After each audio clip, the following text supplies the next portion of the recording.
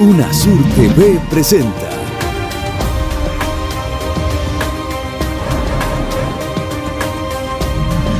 UNASUR en sus propias palabras. Comenzamos hoy una serie de programas, UNASUR en sus propias palabras, con personas que han hecho la vida, la fundación, que han sentido el desarrollo de UNASUR para explorar cuáles fueron los orígenes de nuestra organización, cómo se formó, los ideales que tuvieron en cuenta sus fundadores, la percepción que tienen hoy día de cómo está caminando. En fin, se trata de contribuir a la memoria de la organización, porque recuerden, todos somos UNASUR, y hoy comenzamos con Pepe Mujica, un personaje fascinante, mágico, con una gran filosofía de vida, un ejemplo para las juventudes. Creo que ustedes se van a interesar en este programa como me interesé yo en esta conversación. Bienvenidos. ¿Cómo sintonizar la región que hoy día está enredada con dificultades, en la cual hay problemas entre los países? ¿Cómo se le ocurre a usted, a la luz de esta historia y de este espíritu fundacional, que podemos nosotros como preservar la integración como un valor?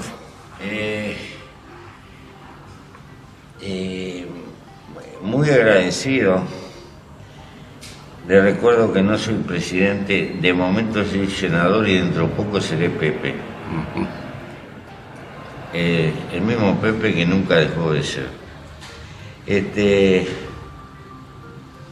Yo pienso que esto hay que defenderlo con uñas y dientes, que no es una cuestión ideológica, es una cuestión de sobrevivencia en las fuerzas del mundo actual. En la época de Bolívar podía ser utopía, visión geopolítica.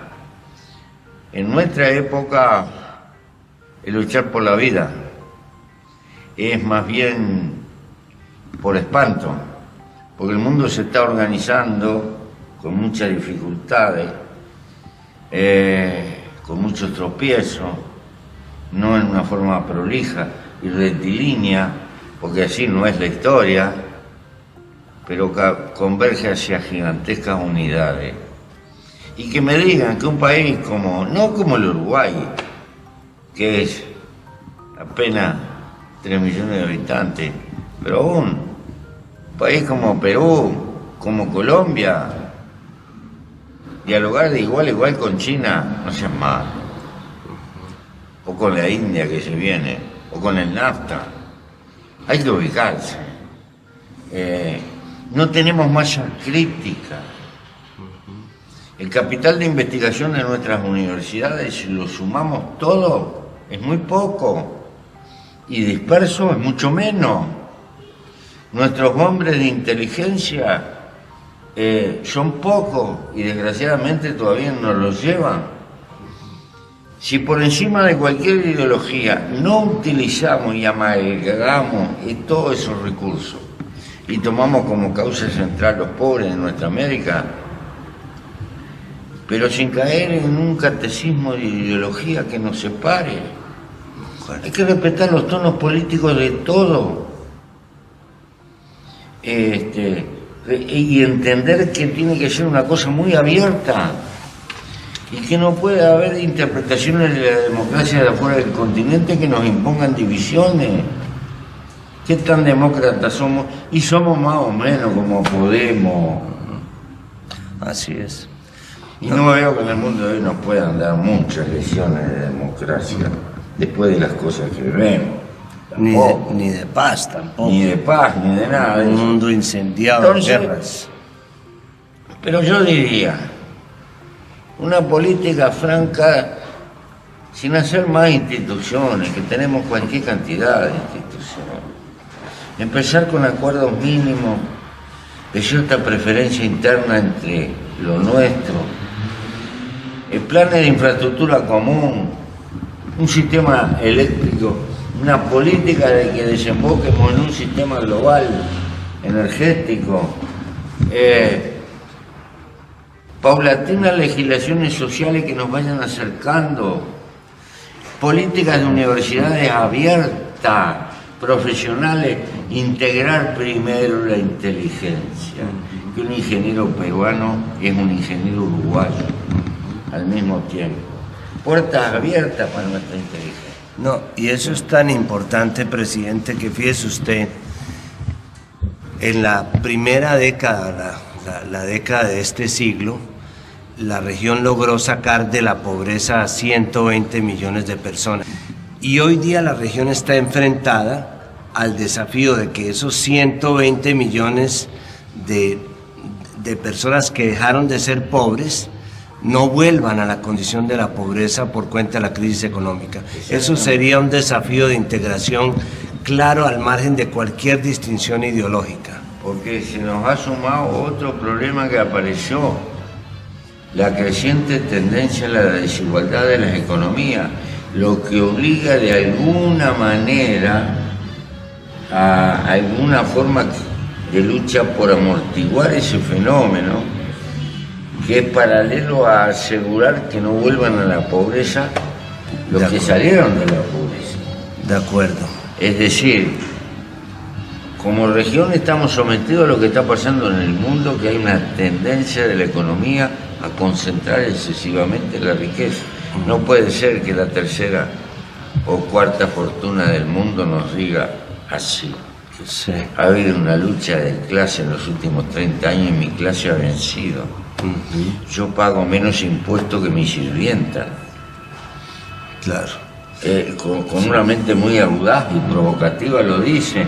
Y después dice por ahí, este señor, el mundo no resiste, hay que acortar la jornada de trabajo o los días de trabajo, porque no va a haber trabajo para todos. Eso es tan cierto que Sudamérica es una de las regiones en las cuales participan menos los impuestos en la financiación del Estado.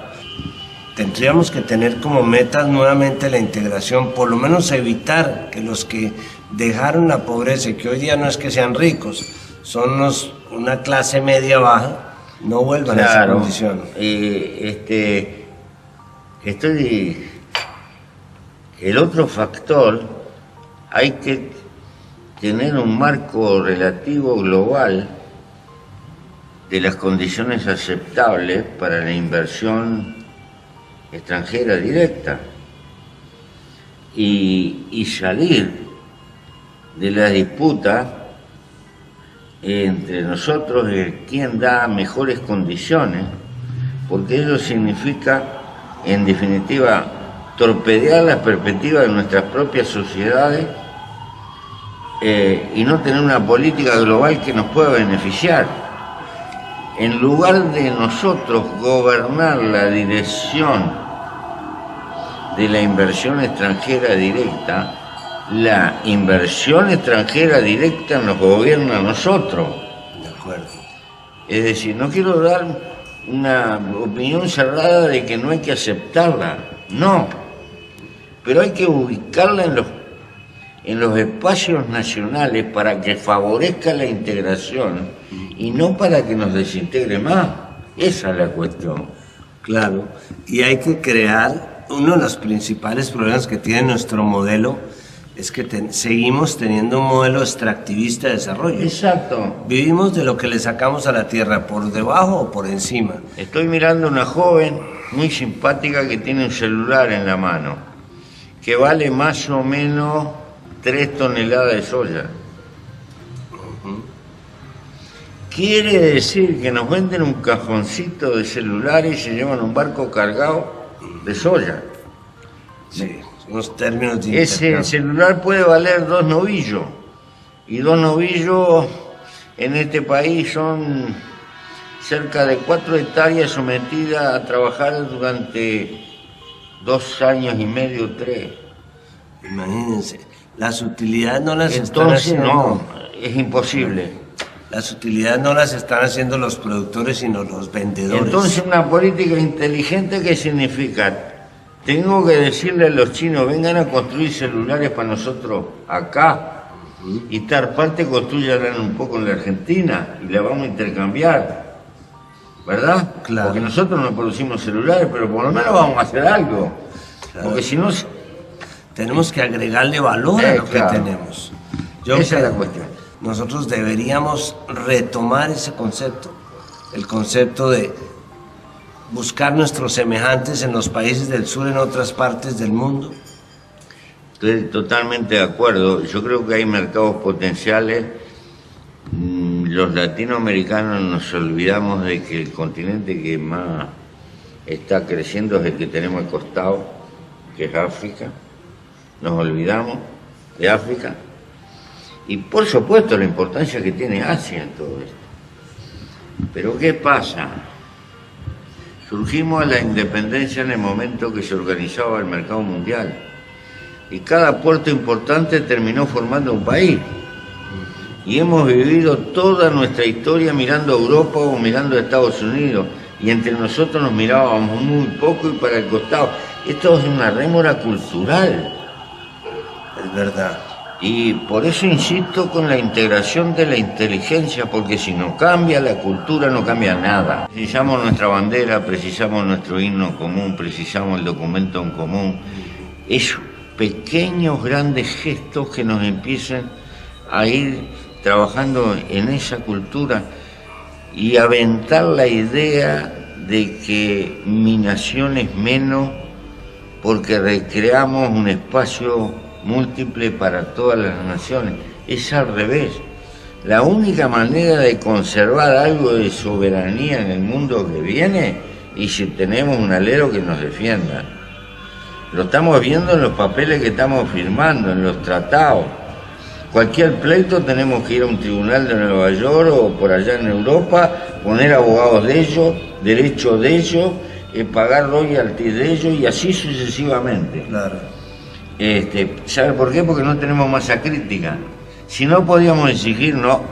Los juzgados son latinoamericanos, los abogados son latinoamericanos. Y un mecanismo propio de solución de controversias. Desde luego. Como estamos buscando desde hace 8 años en UNASUR.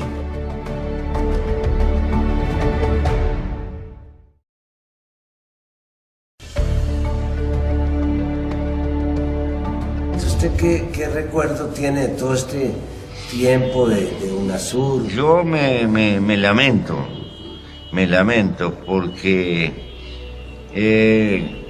cuando Chávez entró a enfermarse, perdimos ese martillo constante que estaba golpeando y exigiendo y agitando entre nosotros las ideas de la integración. Y nos quedamos con una aparatosidad de integración, con instituciones, con fotos, con reuniones, muy afectiva y muy respetuosa y muy digna, pero avanzamos muy poco desde el punto de vista real y concreto. Estaríamos en otras condiciones hoy globalmente si no hubiéramos dejado pasar tanto la oportunidad. ¿Por qué? Porque quedamos encerrados en nuestros espacios nacionales y en nuestras urgencias, sometidas a nuestras pequeñas agendas políticas y no vimos la importancia que teníamos en lo global. Y para mí, que se necesitan menos instituciones y más compromiso de los gobiernos.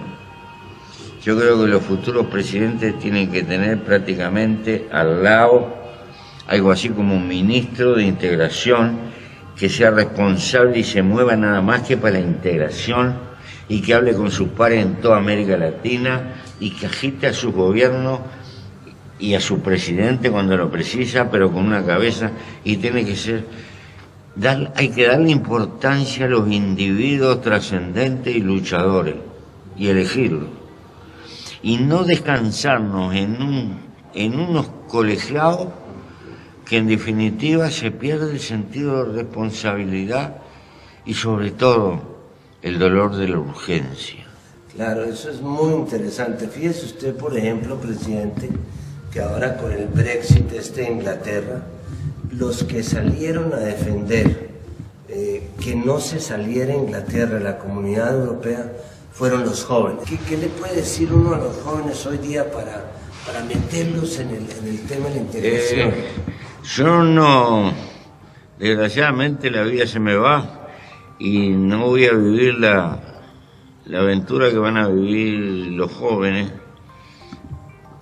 pero la organización del trabajo va a ser sacudida, así como la informática ha sacudido nuestro mundo. El trabajo robotizado va a golpear en todas las esferas del trabajo.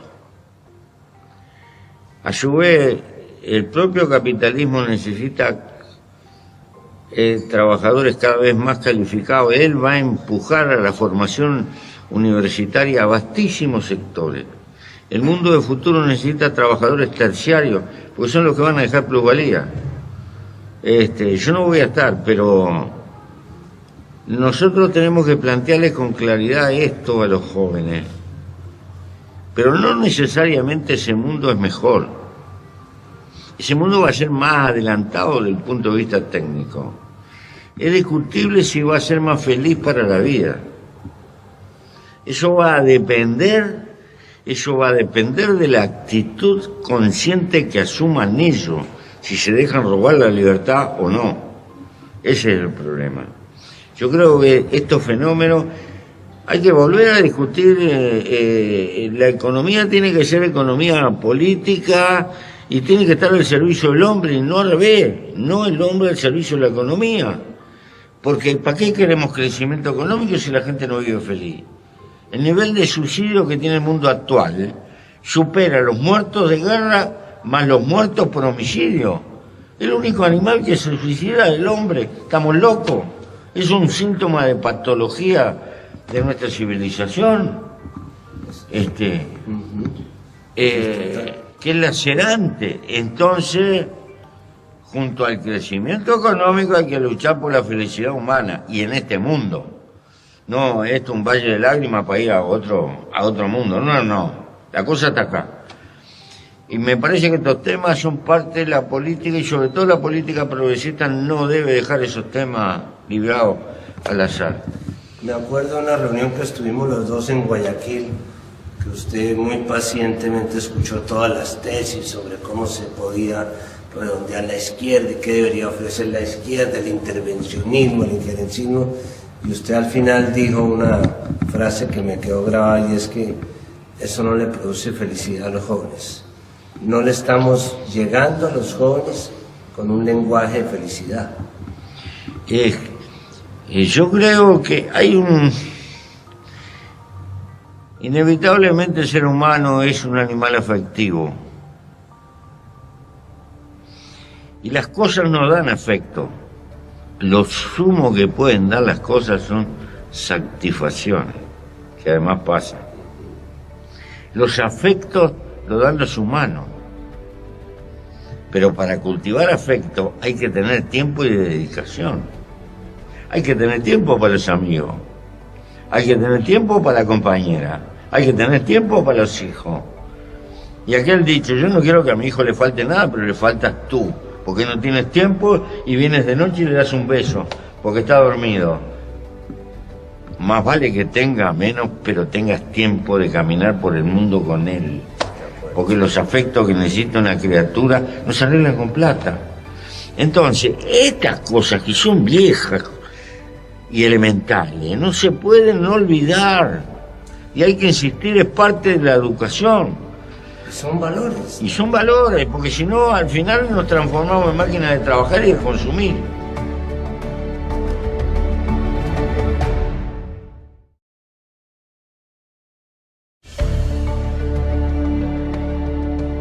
Presidente, yo como colombiano, pues sería imperdonable que no le planteara usted entre estas reflexiones de este encuentro tan amable un poco el tema de lo que está pasando en Colombia.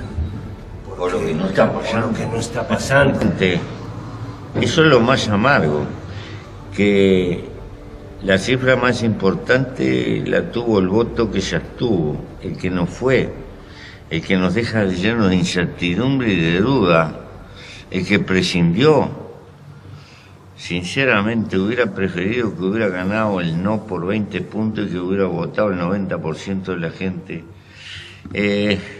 Me hubiera gustado más una sociedad comprometida y preocupada que una sociedad prescindente. Me duele horriblemente. Es posible que la presidencia tenga múltiples explicaciones. Una especie de euforia y encuestas que decían de que se ganaba con facilidad, otra gente con temor a esa película de que la FARC iba a llegar al gobierno en 2 zancadas y cuestiones por el estilo. Que hay gente que es tan ingenua, y el miedo, en fin, y el dolor de las víctimas también, que no pueden aceptar una justicia que tiene que omitir culpas porque tiene que priorizar que la gente salga del monte y se incorpore a la sociedad. Seguramente que ha habido varias cosas. El problema es que no cambia la partitura del objetivo. Hay que seguir luchando por encontrar una salida a esto.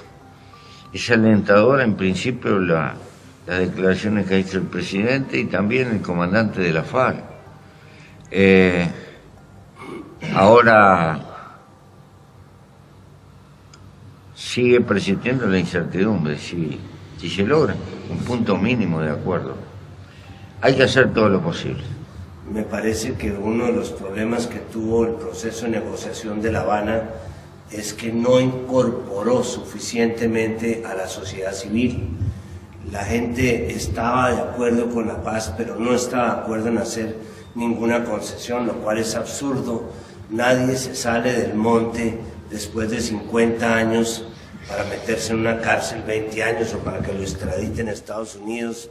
Ese mensaje, esa pedagogía, creo que nos faltó haberla hecho mucha más efectiva desde el comienzo del proceso. Yo creo que el señor presidente de Colombia pertenece a una de las familias nobles, adineradas, con tradición, diríamos, usando el lenguaje antiguo, alcurnia, en Colombia. Y yo creo que naturalmente se inclinó por un modelo de negociación propio de un señor presidente acostumbrado a manejar las cosas así. No hay un problema de maldad ni nada por el estilo. Pero realmente la gente fue espectadora. A lo sumo tenía alguna información, no se sintió incluida, comprometida. De acuerdo. Eso quedó para más adelante. Y realmente la paz es una construcción que tiene que participar la sociedad. Más tarde, más temprano, porque si no, no hay paz. Es la sociedad que tiene que tener un grado de apertura, de que yo no estoy con la gente de la FARC, pero camino por mi vereda y no me agredo con aquello. De acuerdo. No quiere decir que ande los besitos, pero andamos, convivimos. Eso lo va a tener que hacer la sociedad. A estas alturas de su vida, presidente, ¿usted considera que todo el poder que tuvo, bien sea a través de las armas, bien sea a través de la democracia, lo utilizó bien? No, seguramente que me quedaron muchos sueños en el tintero. Los hombres siempre soñamos hacer mucho más de lo que podemos lograr. En realidad, por eso hay que tener una percepción de humildad. Subimos algunos escaloncitos. Y después tenemos coyuntura que todavía nos rompen algún escaloncito de los que hemos logrado subir. Pero cuando la historia lo permite y el péndulo va hacia el otro lado, siempre arranca de un lugar más ventajoso, no vuelve. Y eso es la acumulación que hace la historia del progreso social. No podemos pretender mucho más de agregar y tal vez sentirnos contentos si cuando desaparecemos hay gente que levanta las banderas y sigue luchando. Bueno, este ha sido el final de nuestro programa con este personaje fascinante, Pepe Mujica, una persona llena de sabiduría, de lecciones de vida, en nuestra serie UNASUR en sus propias palabras. Muchísimas gracias por acompañarnos.